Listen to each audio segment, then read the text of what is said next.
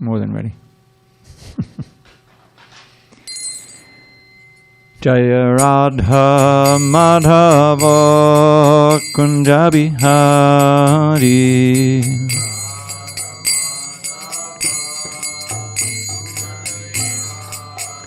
Jaya Radha Madhava Kunja Bihari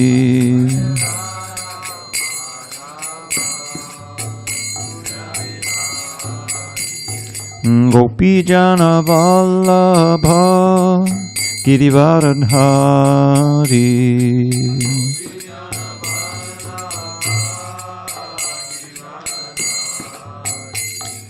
Gopi Jana Vallabha Girivaradhari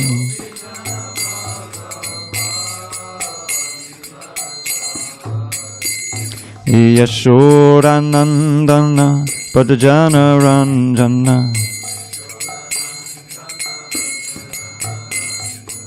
Yashodanandana Padajana Ranjana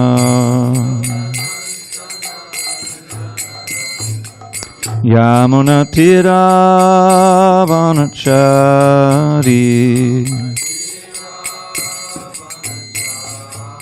Yamuna Tiravanachari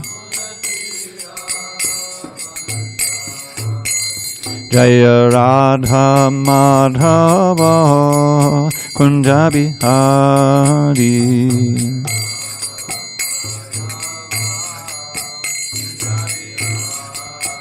Jaya Radha Madhava Kunja Bihari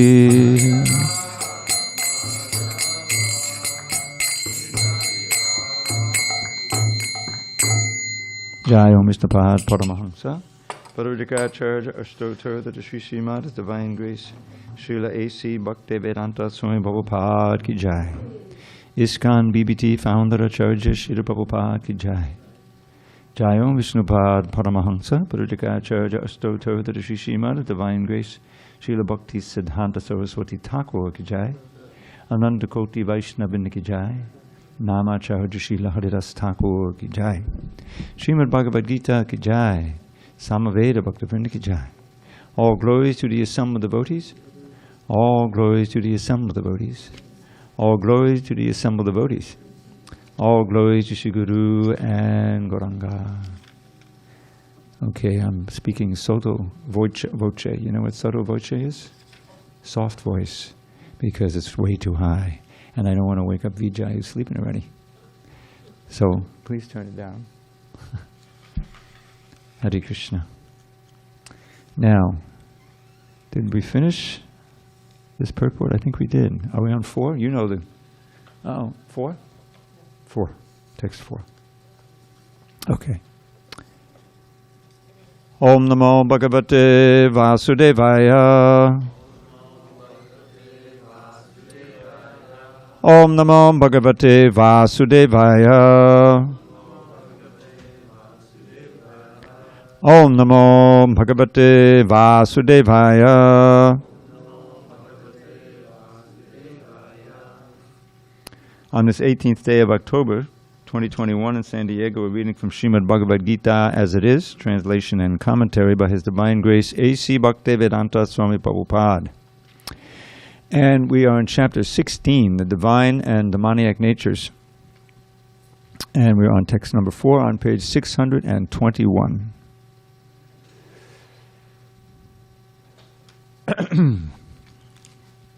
Oh, you have an abridged version. Do you have it? Yeah, I know. But 16.4, maybe we can show. Yeah. Pagination is different. Yeah. Okay, I'm just going to... There you go. Thanks, Saul. All right, 621. Dambo, Darpo, Abhimanash, Cha, Krodha, Parushyam, Evacha, Agyanam, Chabijatasya, Partha, Sampadam, asurim. Dambho darpo vimanascha krodha parushyameva Ajnanam chabijatasya partha sampadamasurim. Dambho darpo vimanascha krodha parushyameva Ajnanam chabijatasya partha sampadamasurim. Dambho darpo vimanascha krodha parushyameva Ajnanam chabijatasya partha sampadamasurim. Kunjari Hari, Babu, you want to try? Dambho darpo vimanascha krodha parushyameva chabijatasya partha sampadamasurim. Time out. Can someone get that light? Get the lights off in the, I think I may have left the light on in the corridor. You're next, Amoga. Dambho darpo vimanascha krodha parushyameva Ajnanam chabijatasya partha sampadamasurim. Who's next? Go ahead, Murray.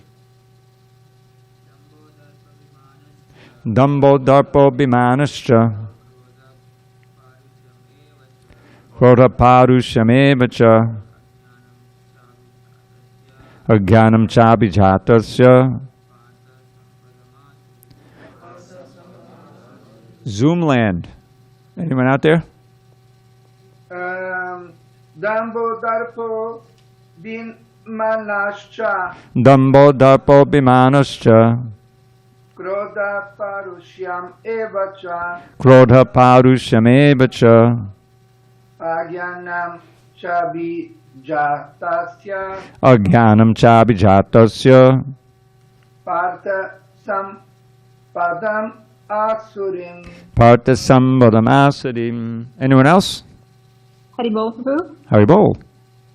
Dambho darpo vimanascha Dambho darpo vimanascha krodha parushyameva krodha parushyameva ajnanam chabijatasya Ajnanam chabijatasya partha sampadam asurim. partha sampadamasurim. Word by words. Damba, pride. Darpaha, arrogance.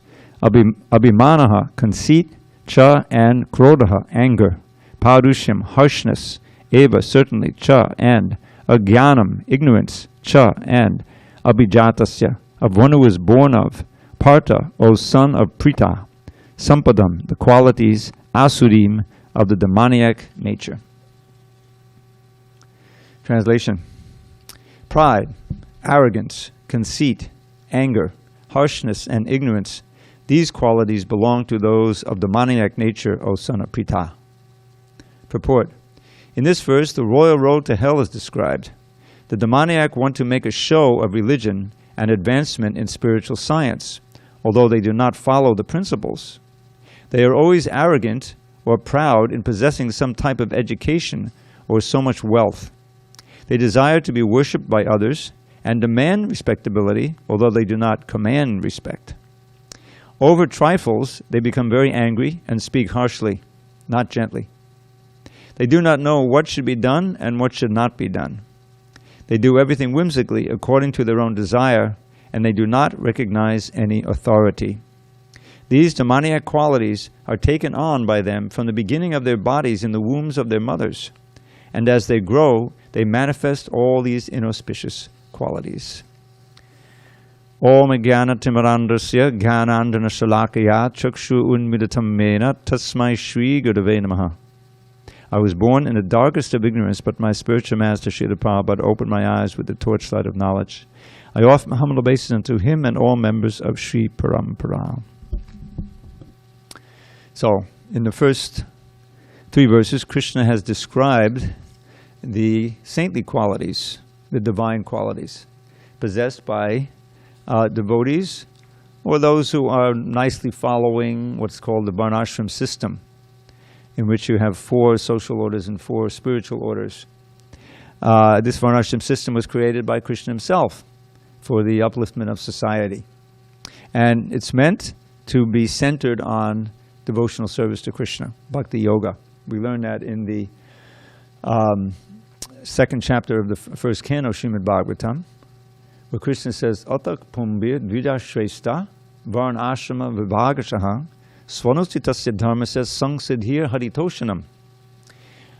This is the Sutta Goswami speaking to the assembly of sages, or best of sages, he says, Dvija Shrestha, best of the twice born, that in terms of the divisions of Varna and Ashram, Swanustitasya Dharmasa, when those who are expert in executing the duties for each Varna and Ashram, the fulfillment of that is Sangsiddhir, perfection is Haritoshanam, which means satisfying God, satisfying Krishna. When Krishna is not in the center of that Varnashram system, it becomes corrupted. It becomes corrupted. And those in the higher echelons of the system, they try to exploit those in the lower echelons, and it just doesn't work out. So here, now Krishna is beginning to describe the demoniac qualities, and most of the rest of the chapter will be absorbed in that. So it's interesting, this first quality is dambha. Dambha.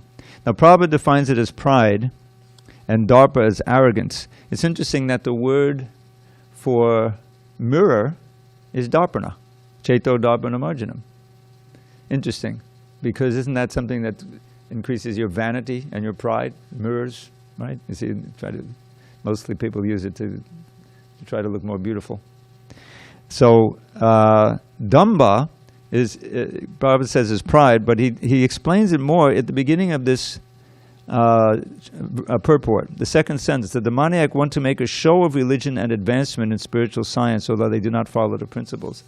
Now this show, when they don't possess, what is this? This is hypocrisy, isn't it?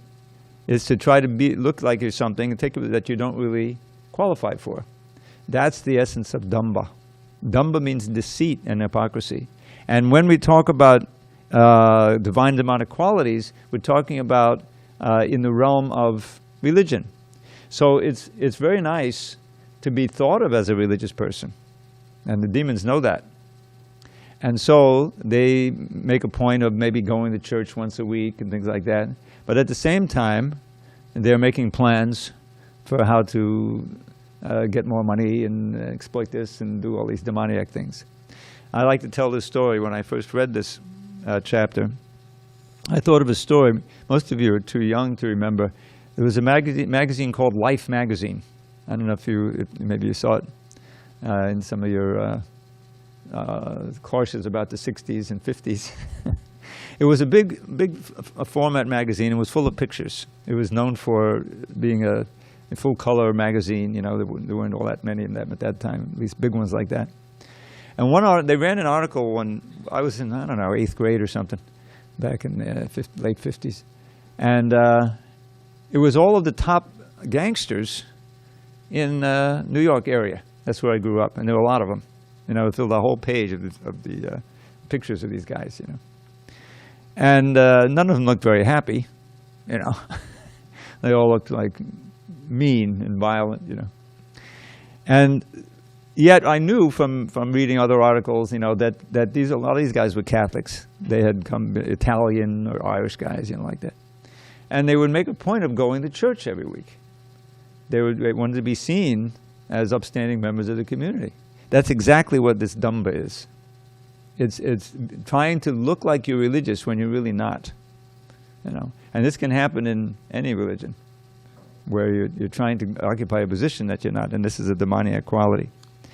So vanity or conceit, pride, arrogance, anger. Those who are easily angered, this is a sign of the mode of ignorance. You're walking down the street, and I remember in New York there were certain places you weren't supposed to go because if you even raised your head and they saw you looking at them, they would get angry. Gangs were on the street, you know. This is demoniac. You can see how the qualities that we're trying to develop are just like one of the qualities, paradukkha dukhi, which means empathy, basically. It means that others' unhappiness makes you unhappy. You want to try to do something about it. Now, this is obviously not the quality of the demons, just the opposite, right? And Prabhupada mentions that. I just heard him giving a lecture on this. How material, or especially demonic qualities, is others' happiness makes you sad, and others' misery makes you happy. There's a word for this in the German. It came out during the war, you know, the Nazis. Schadenfreude. Freude means, you know about this, it means joy at others' pain. It just makes your skin crawl, right, to think like that. I mean, our whole sampradaya is directed toward undergoing austerities in order to relieve others' misery, right? And the greatest misery, of course, is birth, old age, disease, and death. So you have the greatest acharyas, such as Srila Prabhupada, ready to sacrifice their lives for the effort of trying to bring this knowledge which can relieve enormous amount of misery. I mean, it's very good for someone to be kind and try to sacrifice themselves to give others education, relieve hunger, or any emergency like that. And there are a lot of people like that around. Not everybody is an out-and-out demon. But just imagine, you know, to multiply that by 1,000,000 times. If you're able to give someone knowledge by which they can escape from the material world altogether, then their misery has been cut short completely. They're not going to suffer future lives, and you see what I'm saying? So on the material level, it just pales in the kind of welfare work that genuine Vaishnavas do. And this comes from a transformation of the heart, because we have to remember that in our original form, in original state, we're all Vaishnavas, worshippers of Vishnu, worshippers of Krishna. That's our natural state. So we've wandered away from that. We've gone away from that, and it's amazing when you realize in the Shastra how these big demons that just like yesterday we heard about Ram killing Ravana. Right? Ravana was a pretty bad demon. Right? He kidnapped Sita. You know, he had 10 heads. He would randomly, you know, he would just go out, you know, on different planets and everything, and he would rape the angels and the Gandharvas and, you know, people like that. So one time he did that with one, and he was cursed. You know the thing, he's cursed that if you try to take a woman by force again, you'll die. You know, so this is why he couldn't touch Sita. You know, he kept trying to convince her, but she, of course, was loyal. That was one of the main things, you know. So who was Ravana? He was one of the Jai Vijay pairs. Did you know that? Jai and Vijay were in Vaikuntha. They were the guards at the gate. But they offended, they thought they were offended, the Kumaras. And the Kumaras cursed them. How can you, they wanted to get into Vaikuntha, but they really weren't bhaktas yet. You know, so they rightly stopped them. But they didn't take it very well, and so they cursed him to go down to the material world. And I think, was it they who gave him the choice? You can take 7 births as devotees and come back, or 3 births as demons. So they wanted to come back quicker, so they took the demon side choice. Immediately they were thrown out of Vaikuntha, and they came down, and who was the first pair? Hiranyakashipu and Hiranyaksha, right? They weren't very nice. Both their names tell, you know, their names tell so much, you know. Like the name Ravana, I said, well, is that where ravenous comes? To ravish? Ravish means to rape, you know that? In English, one of the meanings.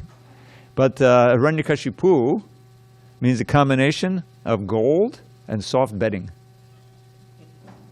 And Prabhupada says, soft bedding and the bed companion, you know. Money and sex, you know, power.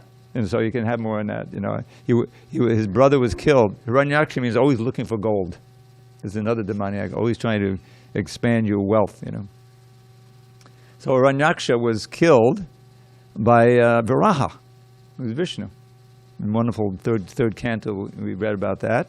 in this wonderful battle. The earth had fallen from its position. It was the bottom of the Garbhodak ocean. How did it get unbalanced and fall? Because Hiranyaksha had mined too much gold. It became unbalanced. So it's down there and it needed to be lifted up. So that's why Lord Krishna took the form of the boar with his snout so he could root around and get in the mud and lift it up.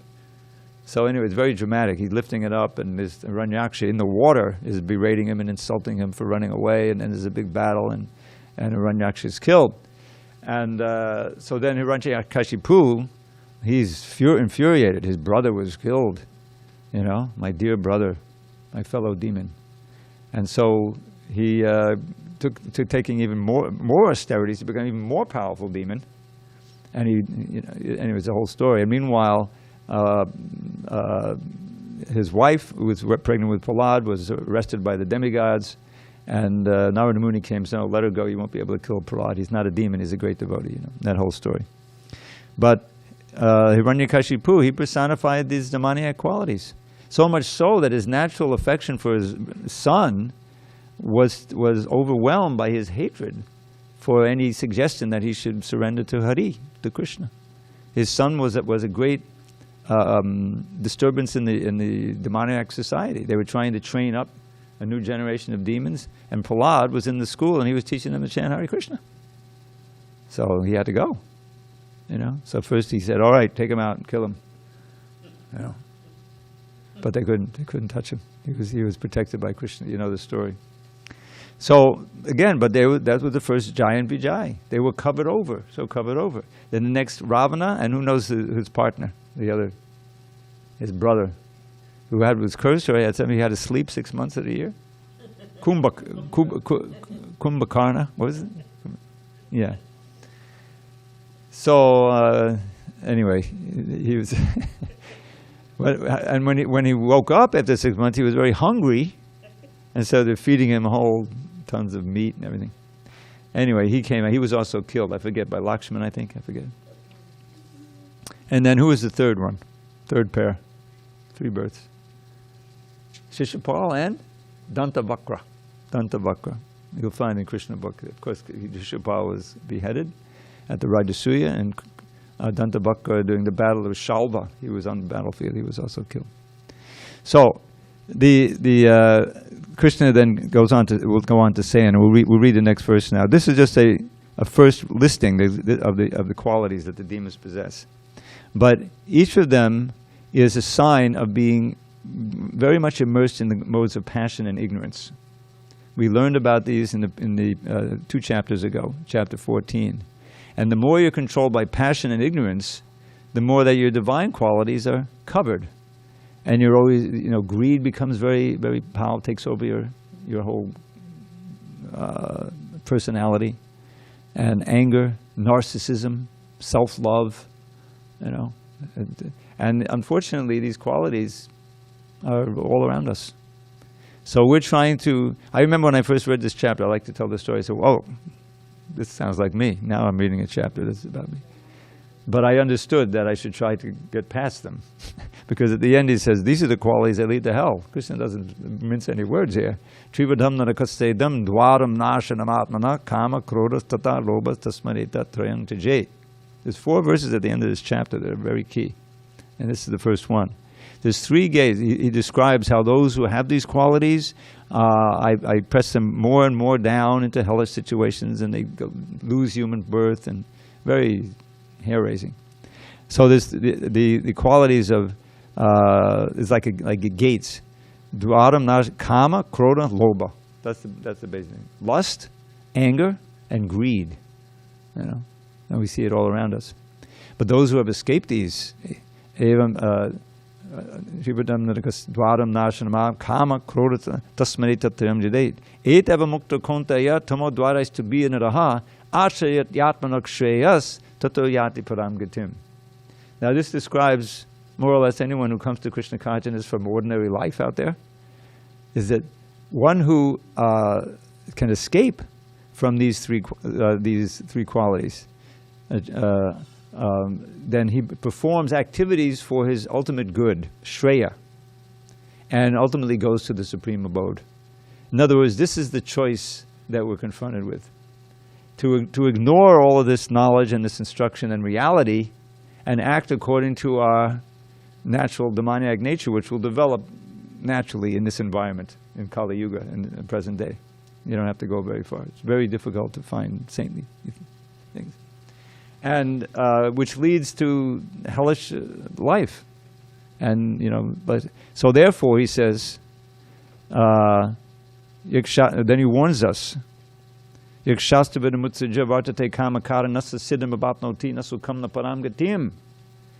who discards Shastra, and acts whimsically according to his lust, his material desire, then such a person cannot attain happiness, perfection, or the ultimate goal. Therefore, tasmat shastra pramanam te karya karya vibhastato. This is what Prabhupada started these classes for. This is why he took so much trouble translating the Shastra. Because so we can have pramana, we can have unquestioned evidence and authoritative books for how to act and how not to act, which is everything. When we think about it, your life is simply a series of doing one thing and not another, or doing one thing and none of the other million of things you could be doing. So when we know, I should make the decision to act in this way, even though my inclination is to act this way, because I know that it will lead to ultimate perfection and the ultimate goal of life and an ocean of happiness, rather than eking out, flickering happiness and surrounded by oceans of misery, which is what material life is about. So therefore, one should consult Shastra about what to do and what not to do, and having consulted it and knowing what Shastra says, you should actually adopt that practice of doing and not doing according to Shastra as a matter of duty. Because our natural tendency, being conditioned by this age, is to act against Shastra. So that's the process, and I'm kind of looking ahead, because Krishna is going to get deeply involved here in describing his demoniac nature. Okay, any questions on this first verse in the series? Hare Text 4. Krishna. Hold on, we have a local question first. Yes, I can wait. Thank you. Hare Krishna Prabhuji. So here, why does Prabhupada say that these demonic qualities are taken on by them from the beginning of their bodies in the womb? All right, text 4. Oh, here. These demonic qualities are taken on by them from the beginning of their bodies in the wombs of their mothers. They grow, they manifest all these. Yeah, because the thing is, what womb did they enter? In other words, according to their previous activities, they've taken entered into a birth that's going to foster these qualities. So the consciousness of the parents determines the consciousness of the child. So already within the womb, they're in an environment that these are developing. That's the idea, and it becomes manifest as you grow up, as you come out. So this is how important is everything we do, the thoughts we cultivate, the what we hear, the modes of nature that we associate with. Back again, all the way to chapter 13. I forget the number now. This verse that I said is its essence. Purushak pakatisto hi bhunkte pakati jan gunan karanam gunasangosya sadasad yoni janmasu. He talks about the yoni. It says the living entity in this material world, in Prakriti, the Purusha, who by nature is energy, but is acting like the enjoyer, imitating Krishna, situated in Prakriti, pakatisto hi, experiences the effects of material nature, the three modes of nature, goodness, passion, and ignorance. And according to how we associate with that nature, we take good or bad births. We enter good or bad wombs, you see. So in other words, the ultimate onus is on us. Now, admittedly, we're already conditioned, and that's why we need, as I like to put it, an intervention. We need an intervention. If the higher power, Krishna doesn't come in the form of himself sometimes, rarely, or most often as his representatives, as his books, to give us a ray of light out of the trap of material energy, then it's hopeless. So since Krishna is always our best friend, he never makes it completely hopeless. But having come in contact with this knowledge, we need to pursue it and try to follow it so that we can assure ourselves of a better future. So even if we're not able to go back to God in this life, meaning completing the course of Krishna consciousness, we'll enter into a better womb where the better qualities, the divine qualities are contacted. What the mother eats is so determining. Oftentimes, watch out, don't eat this, don't eat this. But if there's a demonic, I'll drink and I'll smoke. Everyone knows that affects the child in the womb. So what womb you enter into is very important, and you can help, determine that by associating with the modes of goodness and cultivating Krishna consciousness. All right, let's go on. Oh, one more. Go ahead, Vijay. Yes, Prabhu. Thank you very much. The quote from the purport is the first sentence of the purport. Quote, in this verse, the royal road to hell is described, end quote. Uh-huh. My question is, what is the difference between the royal road to hell and the royal road to back home, back to Godhead? What Prabhupada is, this is a idiom you may not be familiar with. It's usually used in a kind of a sarcastic way. The royal road to degradation. It looks like something that will be exciting and fun but ultimately it leads to a great deal of suffering. That's what this idiom in English. I don't know if you're familiar with it. Usually it's not used that the royal road back home, back to Godhead. That's not really the way it's used. It's always used in this kind of sarcastic way, that it seems to be a really nice road that I'm on, but I'm leading to degradation and a lot of pain and suffering. And that's why Prabhupada used it this way.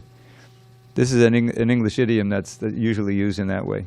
The royal road to destruction. It's like the way to self-destruction is paved with apparently things that are enjoyable. But we know, if not from experience, from the Shastra and from looking around, that trying to enjoy the senses in an extreme fashion is a sure means of suffering. It's right there in Bhagavad Gita. Yehi sang sparjita bhoga dukkha evate. So what is the real road is not, we wouldn't call the royal road in that idiom, but the bhakti marga, the path of devotional service. It's a path. And sometimes it says, like in the Bible, straight is the gate. A lot of devotees, people don't know that word so much, straight. It doesn't mean it's straight, it means it's narrow. Like the Straits of Gibraltar, it's very narrow. S-T-R-A-I-T, there's no G in there. So that's very accurate in the Bible. It means that, like we say, the razor's edge is the same idea, is that be careful in your practice of sadhana, because if you're inattentive, like if you're inattentive shaving, in the old days you had straight razors, you be careful, you cut yourself. So similarly, on the path of sadhana, there are so many pitfalls, as we've learned. I mean, you seem to be doing okay, but you're inattentive in your chanting, you cut back on the sadhana, this and that, and before long you find yourself being diverted from the path. So that's the real road. The real road back to Godhead is the road that has been traversed. This brings up a nice verse. Thank you for reminding me of it. How do we know what real Dharma is? This is the key. Dharma is a path. Dharma is a set of rules and regulations that will really take you to where you want to be, beyond birth and death, back to Godhead. That's real Dharma. So how do we know what real Dharma is? And this is verse from the Bhagavad Gita. Some of you may know it. Tarko pratishta, shutiyo vibhinna, nasa vrishir yatamatam nabinnam, dharmasya tattvam nihitam guhayam, mahajano yena gata sapanta. So first he goes through some things that it won't help you. Tarka, logic, mundane logic. You can be arguing from here to eternity, like Western philosophy. God is out of the picture, but with our big brains, we're going to figure out what the truth is. No, they still haven't figured it out. So that's what it says, tarka or pratishtha. By just simply logic, there's no final settlement, apratishta. Shruti of Vibhinna. If you look at the Vedas, I like to give you an example from my own life. You know, I was searching back in the late 60s. I didn't know anything about anything. So I bought this Tibetan Book of the Dead. That looks interesting. Far out.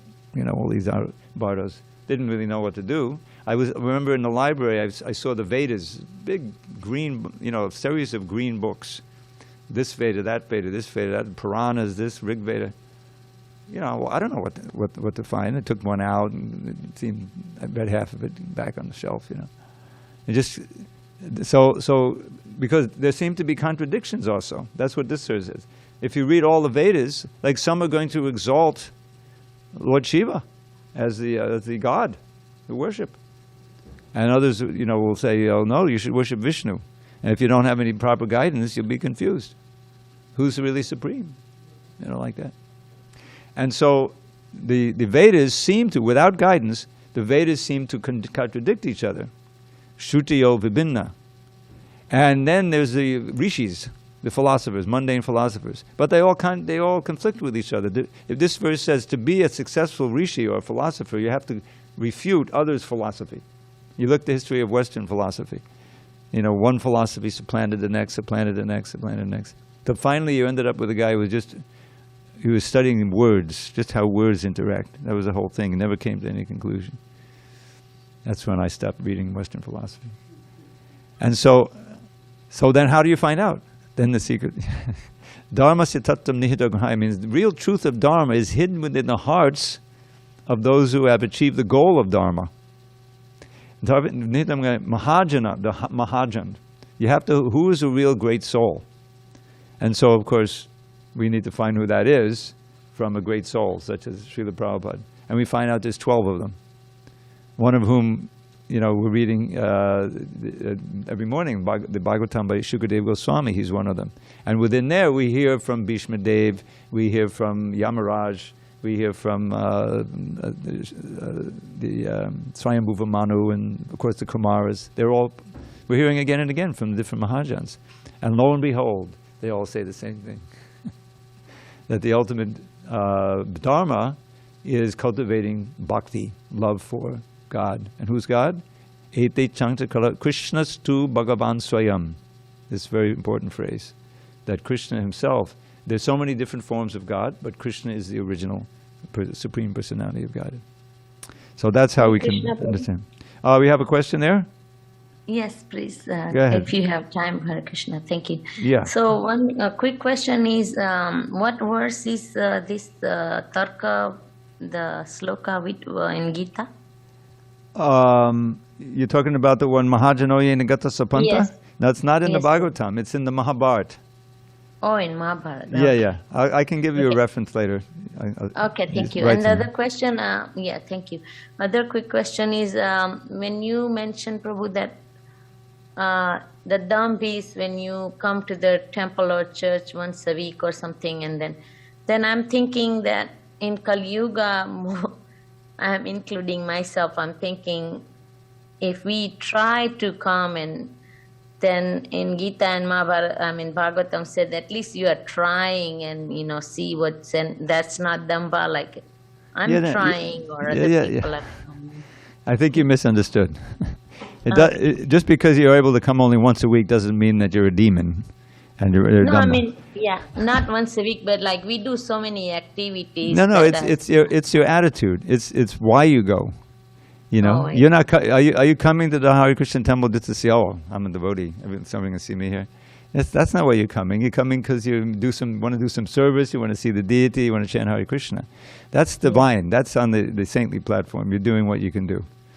But those who are don't care. They may be gross atheists, but they know that it's good business to look like you're religious. To look like you're that's always good. And so let me go to church and be seen in church. You know what I'm saying? That's the damba. It's all hypocrisy. What's in your heart that counts. And Krishna can see that. He understands, why you're coming. Now he says that even if you come to me for some material purpose, you're still saintly. You know that famous verse, Chatur Badha Bhajante Mam Jana Sukatano Jana. Sukan is quite Arta, Jigyasur, Artarti, Gyanicha Bhadatarshaba. Mostly, a lot of people come because they're in trouble. You know, people go to church every week because there's so much trouble in their lives, and they'll figure it'll be mitigated. And there is some mitigation just by going and singing the hymns and glorifying the Lord and so forth. So that's very common. Krishna says, okay, they're pious. This is piety. At least they're coming to God. They're not just gross and gross atheist demons.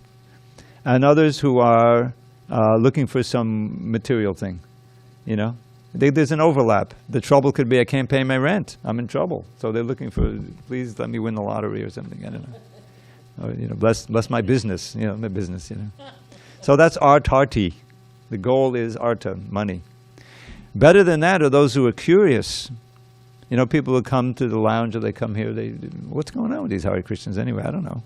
You know, so that's good. They come in, see the deities, hear kirtan, take prasadam, meet Saul. You know, and then they become devotees. No, really, it's the devotees, their qualities that attract people.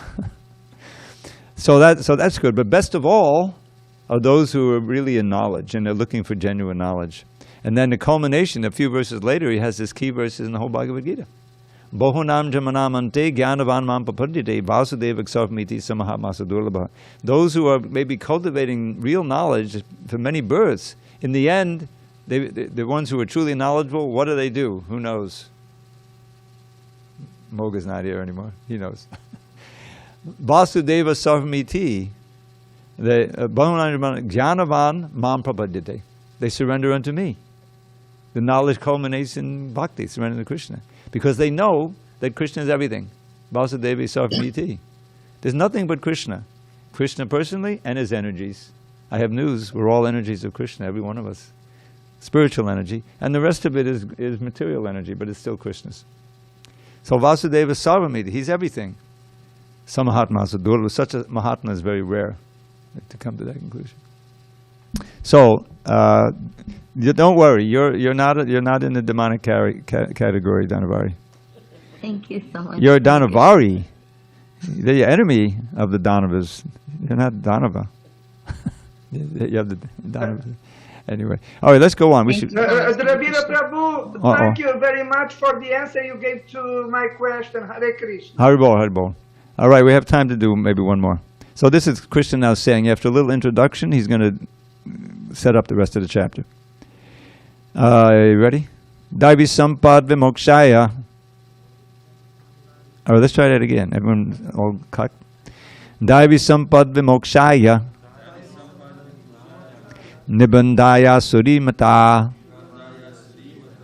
Machicha sampadam daivim. Abhijato sipandava. The transcendental qualities are conducive to liberation, whereas the demoniac qualities make for bondage. Do not worry, O son of Pandu, for you are born with the divine qualities. Purport. Lord Krishna encouraged Arjuna by telling him that he was not born with demoniac qualities.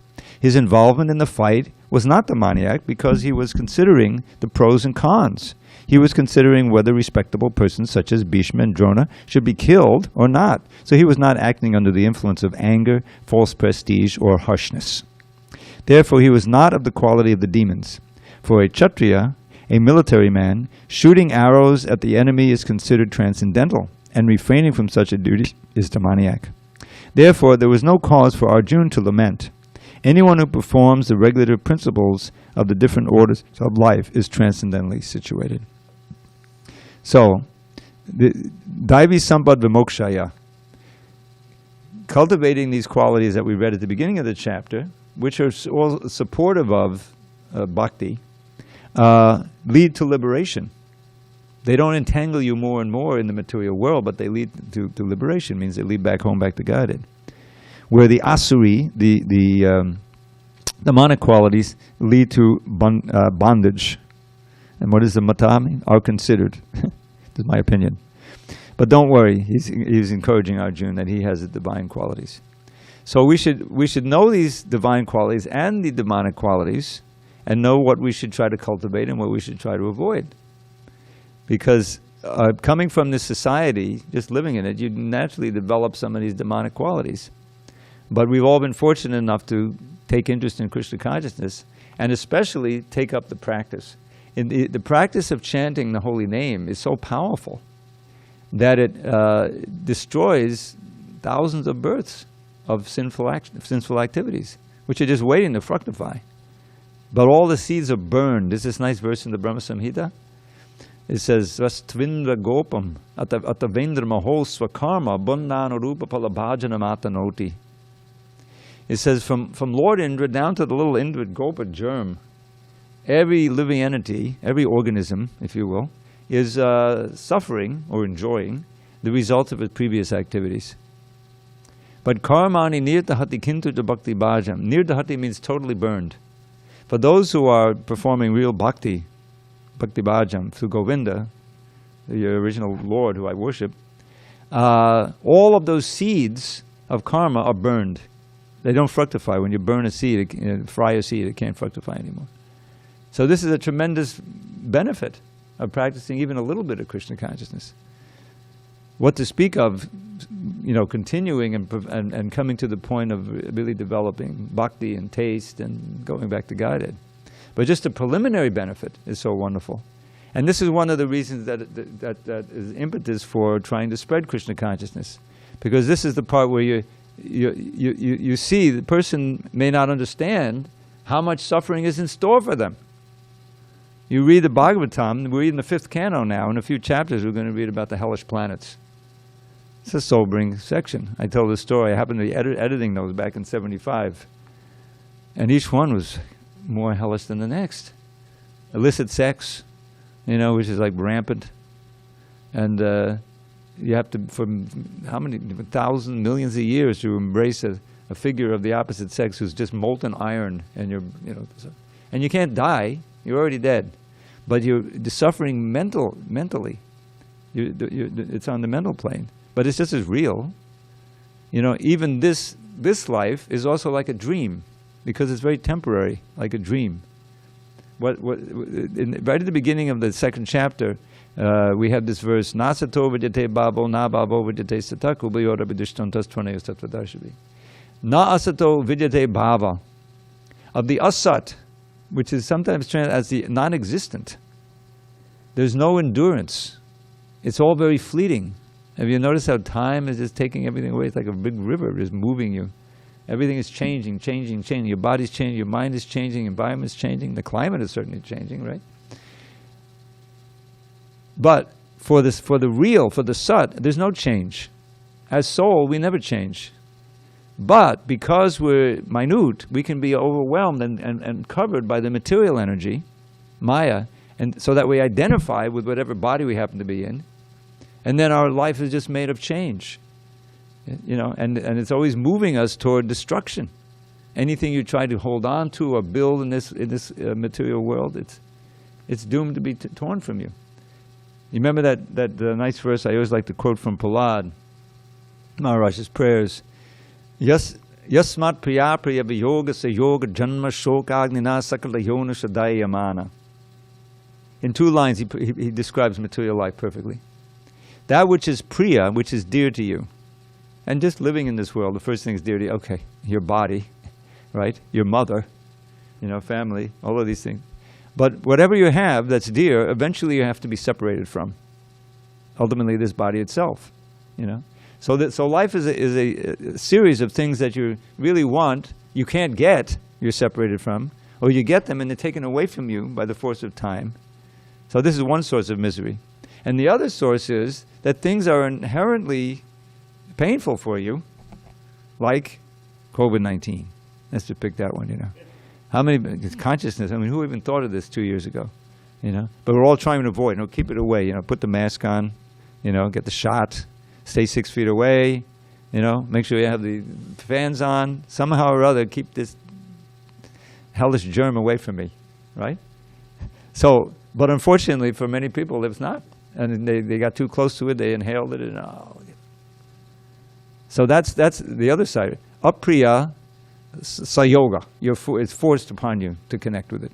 So this produces a a fire of lamentation, both sides. That which you want is taken away, that which you hate is forced upon you. Shokagnina sakalayonashu dayamana, not just human life, but other life, even lower life forms or higher life forms. It's the same deal. If you're in the material world, it's going to happen. You're in the heavenly planets, but you got to leave. Then what? You come down here again? Yes. So, but now in the human life and higher life, demigods, we have all kinds of strategies for mitigating the misery, called duk aushadam, literally medicine for the misery. But then we find that the solving the misery is causing more misery, right? Like plastics. I mean, how wonderful it is, all these plastic containers and plastics everywhere, But the problem is they really are everywhere. They're in the ocean, they're in the air, they're in the earth, they're in the food, and they're in your bodies. They've done studies. All of these mini, microplastics, you know about that. And they say some of this is, is causing real health problems, poison. So the plastics solve so many problems, but they create more problems. Dukkha shadam tadapi dukkam. So what's the solution? Fourth line of the verse. Bhuman bhamami vadameta vadasya yokam. He's speaking directly to Lord Nrsingadev, Prahlad Maharaj. Oh great Lord, please instruct me in your dasya yoga, your bhakti yoga. That's the solution. This knowledge and the practice of bhakti. Hare Krishna. Okay, so we have practically no minutes left. I'd like to again remind, basically it's our guest, Prabhu. We have a special deal on these special books that are brought out each year in honor of Srila Prabhupada. And we happen to have some extra ones from previous years. This one is from 2019. Excellent. And the price is really, really cheap. $0. We're just looking for homes for these. And a beautiful color section of Prabhupada's pictures and wonderful offerings, homages honoring him. So if you'd like to take one home, you're welcome. Yeah, after the kirtan, we'll get it. Okay, very good. So, see, I'm a book distributor. All glories to Srila Prabhupada. Hare Krishna.